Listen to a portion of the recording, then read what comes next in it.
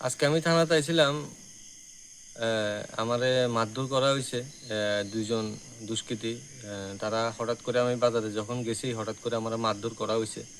তো কি কারণে আমরা মারধর করা হয়েছে আমি মানে নিজেই বুঝছি না। আমি প্রত্যেক দিনের মতো আমি রাত্রেবেলা 9:30 9টা অথবা এমন সময়ে আমি পান খেতাম যাই দোকান বন্ধ করে বাজারে। তখন আজকে বাজারেও সেম ভাবে আমি পান খেতাম যাই, তখন হঠাৎ করে দুইজন দুষ্কৃতী আমার দেখে। তার নাম হলো গোপাল চক্রবর্তী এবং নিতাই বৈদ্য। গোপাল চক্রবর্তীর বাড়ি হলো শান্তিবাজার তহসিল অফিস সংলগ্ন এলাকায়, এবং নিতাই বৈদ্যর বাড়ি হলো শান্তিবাজার পুরাতন হাসপাতাল রোড মেস্তরিপাড়া এলাকায়। তারা হঠাৎ করে আমার দেখে এবং হঠাৎ করে উত্তেজিত হইয়া আমারে বিভিন্নভাবে গালিগালাজ করে, বিশ্রী ভাষা গালিগালাজ করে।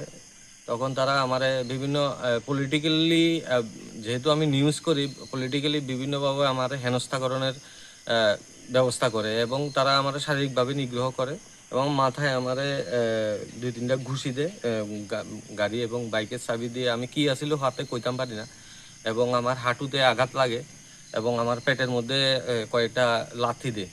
তো আমার শার্টে দেখতেন পারেন আমারে রাস্তাতে ফালাইয়া মারধর করা হয়েছে। তো আমি এখন শান্তিবাজার থানাতে আইছি। শান্তিবাজার থানাতে আমি আমার এজাহার জমা দিছি। এখন দেখি শান্তিবাজার প্রশাসন কি ভূমিকা পালন করে।